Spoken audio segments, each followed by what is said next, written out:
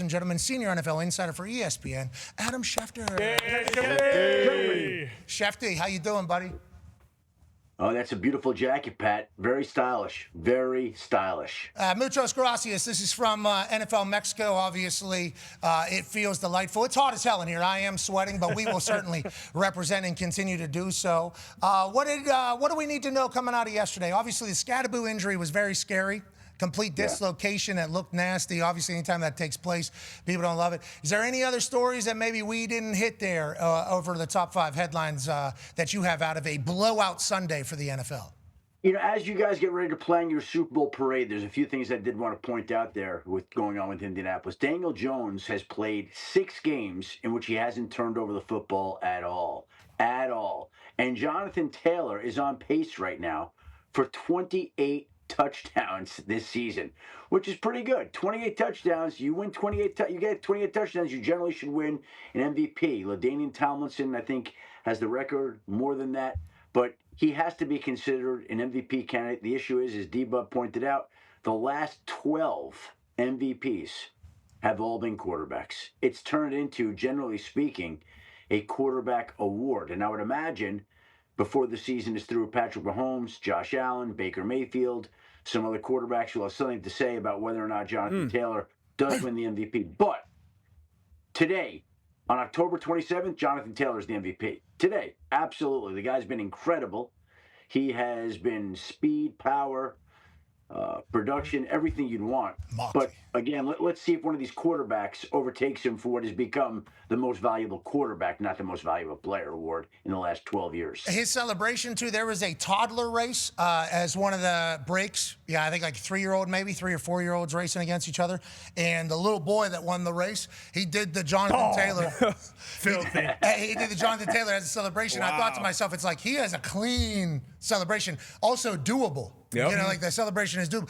We've all seen people try to attempt the gritty. Okay, Gesicki and others. Sure. Okay, and there are certainly people that are great at the gritty. This one looks great, seemingly can do it as well. Everything about him right now is throwing 110, and I think he's capable of doing it all year. Tough guy. Had a couple injuries, but before that, literally never missed a game. He's all the way back to being exactly who we thought he was. Now, speaking of being all the way back, there's a Thursday night game. Go ahead, Ty. Yeah, Schefty, do you have more information on the Ravens' whole ordeal with basically retroactively changing Lamar's practice status on Friday? Obviously, a lot of people were up in arms about that. Are the Ravens going to face some serious repercussions here for how this went down, or what more do you know about this situation? The league is going to conduct interviews this week. The Ravens continue to insist that it was an honest mistake in their words and that it was an accident, and they don't believe that they did anything wrong here. Now, the league will obviously talk to enough people and make a determination about whether or not a fine is warranted in this particular case. I don't think if the league finds wrongdoing that they're going to go more than a fine, but we'll see how this works out. This comes, obviously, at a time in the sports world where there is a lot of attention on injury reports now. And I would imagine that you're going to see more and more attention paid to this, that the league is going to be very sensitive to teams reporting accurate, honest injury information as we go along. They don't want anything like what's happened here in sports the last week.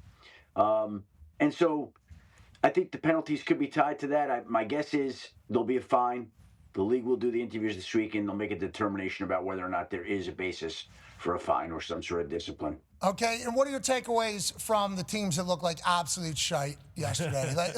Yesterday, there was a stat that Hembo and ESPN Research gave us, like, that was the least amount of one-score games since 1970 or something from an NFL Sunday. I mean, it's like, it was a legitimately historically terrible day of football. Now, if you're on a winning team, you feel good. Bad teams obviously feel absolutely terrible. What is your thoughts on how yesterday went? What are some teams that maybe shouldn't be as maybe moody with their teams as they probably are after a blowout or a shellacking, if you will? Well, again, it's interesting because a week ago, everybody's calling for Mike McDaniel to be fired, and a week later they go into Atlanta and beat the Falcons, which who would have imagined that would have happened even with Kirk Cousins starting at quarterback? The Cincinnati Bengals have an opportunity to move within a half game of the Pittsburgh Steelers in the AFC North and to make a run in that division. They have a 15-point lead in the third quarter, a 14-point lead in the fourth quarter against a Jets team that had yet to win a game, against a quarterback that the owner of that team criticized last week. And by the way, let me say this. Justin Fields handled the events of last week like a polished professional. He should be applauded for the way that he acted, the way that he reacted to what Woody Johnson said about him. He went out yesterday and played a great game. He's thrown 167 passes this year and has not thrown an interception. Only quarterback not to do that. He's got the lowest interception rate in the league. I know he's only thrown it 167 times, but that's still 167 passes. And it comes in a week, again, where he got thrown under the bus by his own owner, where the owner acted like some young, inexperienced player who was not used to dealing with the media. He did. And the player acted like a polished, successful, seasoned, experienced owner. Successful. And then the player goes out and leads this team to its first win of the season. It was very impressive to see, and I think Justin Fields deserves a lot of credit. And then, you flip it around like, and the Bengals, they lose Joe Burrow in that game earlier in the year, and they'll always remember that. But they're going to remember that loss yesterday because they had a chance to close the gap in the AFC North and let that get away. A YouTube TV commercial running right now is hilarious, especially with everything that happened over the weekend. But Sunday Ticket is absolutely awesome. Every game, every Sunday, all in one place. Shout out to YouTube TV. The best. And Sunday Ticket. It is certainly fantastic. When the quad boxes all have blowouts. All have blowouts. Boy. Tough. It's like, wait, do I got to change my multi? Let me change my multi here. Nope. Put 6 more in that bad boy. Yep. We got bad things all over the place. But you're right, the Bengals having a situation they're in, which leads to, because Trey Hendrickson's always going to be talked about. Go ahead, Tone. Yeah, Schefter, we are basically 1 week away from the NFL trade deadline. It kind of feels like things have cooled off since that 1 week where we had a ton. Besides just asking you about like random people, do you have any teams or names specifically that you think we should be watching? Well, I think that there'll be a wide receiver move or two made before the deadline. Everybody's been calling the Saints, checking in there. Rashid Shaheed, Chris Olave. They're not going to get rid of Chris Olave. They want him. Brandon Cooks. I think at least one of those wide receivers gets traded here in the next 8 days.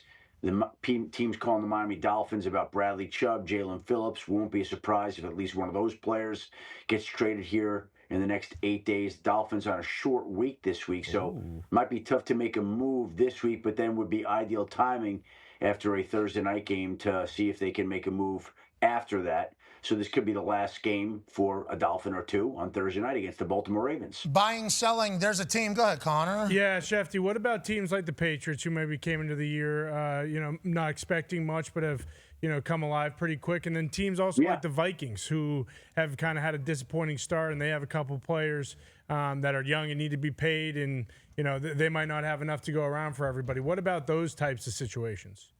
Well, the Patriots are very interesting to me because, to me, they're a little bit like the Commanders were last year. There were not a lot of people expecting Washington to be in the spot that it was, and because they had won and because they had been so successful, they went out and then traded for Marshawn Lattimore at the deadline.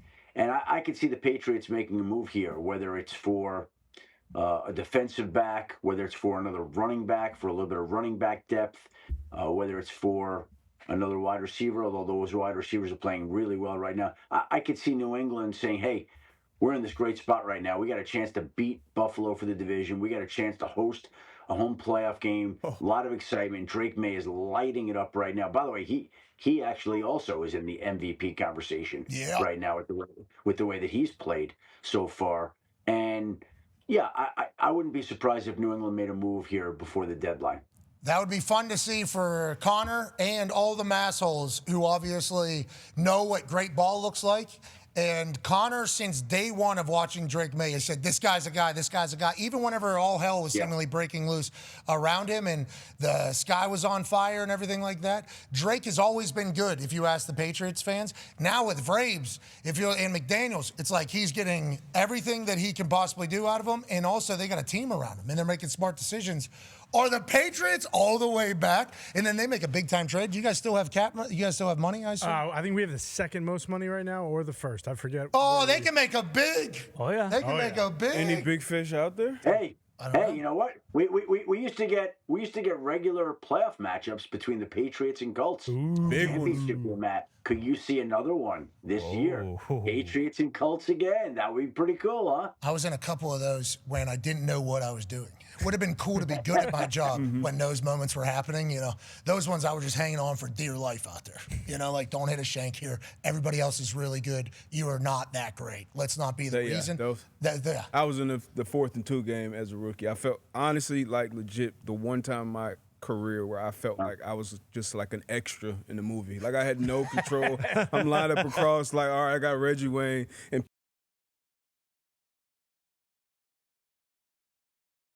the only ones that's been on both sides, right? yeah. It's been a few of us. If it means anything, I was standing on the sideline there like this, thinking I was in a movie. Yeah, this is stupid. I got no control over anything that's about to happen, but boy, we're about to have a good time tonight. Oh, yeah. Melvin Bullitt makes a big-time play. Huge. Peyton goes crazy. The Colts win. What a time to be alive. I had no idea what I was doing. It was a good time. It was great. Yeah, Colts, Patriots seemingly all the way back. Speaking of back, let's talk a little quarterbacks. Go ahead, D-Bud. Yeah, Schefter, give us a little lay of the land with the quarterback injuries that are out there. I know it's Bryce Young, Jaden Daniels obviously missing tonight again, Michael Penix Jr. Who else we got? We saw Joe Burrow with no boots. So any updates? Brock Purdy, we got any updates with the quarterback landscape around the NFL? Well, I think the guys that I feel pretty confident will be back this week. Lamar Jackson Thursday night in Miami. I think we see him back this week. J.J. McCarthy, I think we see him back this week against the Detroit Lions. I think we see Kyler Murray on Monday night. And then you raised a few of the other guys, right? Bryce Young, Carolina, ankle injury, could be back. We'll see. Brock Purdy could be back. We'll see. Kyle Shanahan's going to talk to the media later today. There always seems to be some sort of injury news to the 49ers that you don't expect in the afternoon on a Monday after a game. We'll see what happens today with that. But Brock Purdy could be back for them. There was another quarterback you mentioned, aside from those three, and Bryce Young and Brock Purdy. Joe Burrow. Jaden Daniels. They play Sunday night against the Seattle Seahawks. And I just think a guy that's had a knee injury and a hamstring injury and some injury issues, hamstrings, you got to be really careful with them. Look at how careful Lamar's been. I won't be surprised if we don't see Jaden again on Sunday night.